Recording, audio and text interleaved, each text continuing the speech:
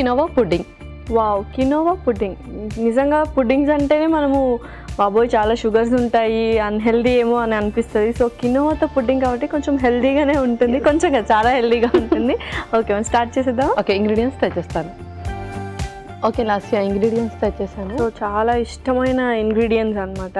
So అన్నీ స్వీట్గానే ఉన్నాయి.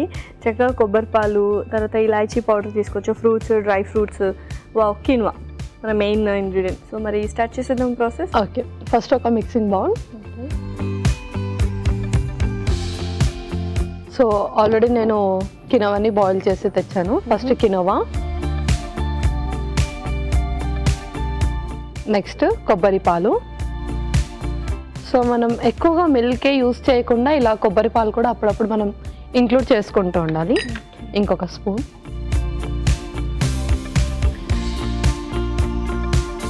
ఇలాచీ powder,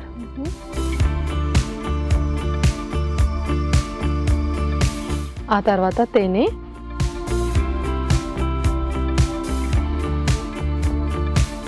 so తేనెలో కూడా మంచి ఆయుర్వేదిక్ ప్రాపర్టీస్ ఉంటాయి. మనం ఆయుర్వేదిక్ చూర్ణం ఏదైనా తీసుకున్నాం ఎక్కువగా తేనె ఇంక్లూడ్ చేసుకుంటారు. సో దాంట్లో అన్ని మెడిసినల్ ప్రాపర్టీస్ ఉంటాయి అన్నమాట. అయిన తర్వాత ఫ్రూట్స్, మనం ఎవ్రీడే కూడా ఫ్రూట్స్ ఇంక్లూడ్ చేసుకుంటూ ఉండాలి. ఏదైనా స్వీట్ చేసుకునేటప్పుడు, ఇలా పుడ్డింగ్స్ చేసుకునేటప్పుడు కానీ, మనం కర్డ్ రైస్లో కూడా దానిని ఎక్కువగా ఇంక్లూడ్ చేసుకుంటూ ఉంటాం. సో అలా ఫ్రూట్స్ ఓన్లీ ఊరికే అలా తినడం ఎవరికైనా నచ్చకపోతే ఇలా మీల్స్లో కూడా మనం ఇంక్లూడ్ చేసుకోవచ్చు. సో నువ్వు ఎప్పుడు చెప్తుంటావు 5 ఫుడ్ గ్రూప్స్ ఉంటాయి, అవి ఖచ్చితంగా ఎవ్రీడే తీసుకోవాలి అని. So fruits one of the food group కాబట్టి కంపల్సరీ తీసుకోవాలి. కంపల్సరీ తీసుకోవాలి. ఫస్ట్ యాపిల్, తర్వాత మస్క్ మిలన్. సో ఇదేంటి అంటే వాటర్ కంటెంట్ ఎక్కువగా ఉన్న ఫ్రూట్ అనమాట. సో ఎక్కువగా సమ్మర్లో మనం చాలా తీసుకుంటూ ఉంటాము. చాలా చలవ చేస్తుంది.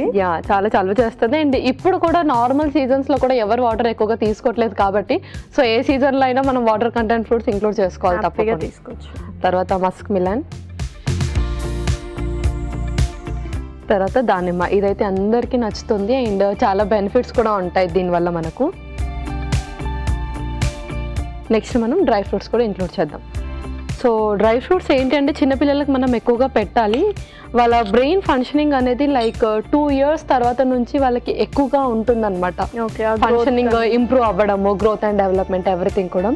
సో omega-3 ఫ్యాటీ యాసిడ్స్ ఎక్కువగా ఉంటుంది డ్రై ఫ్రూట్స్లో. సో వాళ్ళ బ్రెయిన్ ఫంక్షనింగ్ ఎక్కువగా పెరుగుతుంది, కాన్సన్ట్రేషన్ ఎక్కువగా పెరుగుతుంది. ముఖ్యంగా మనం చిన్నప్పటి నుంచి ఏదైనా పిల్లలకు అలవాటు చేయాలి కాబట్టి డ్రై ఫ్రూట్స్ కూడా ఎక్కువగా పెట్టాలి.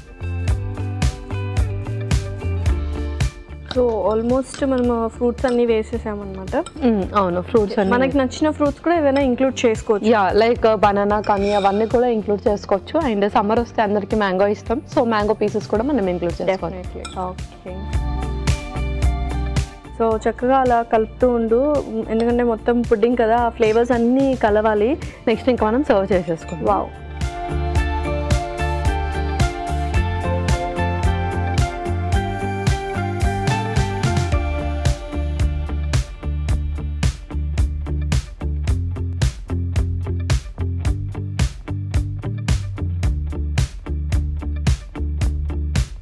Okay Lasya, quinoa pudding ready అయిపోయింది.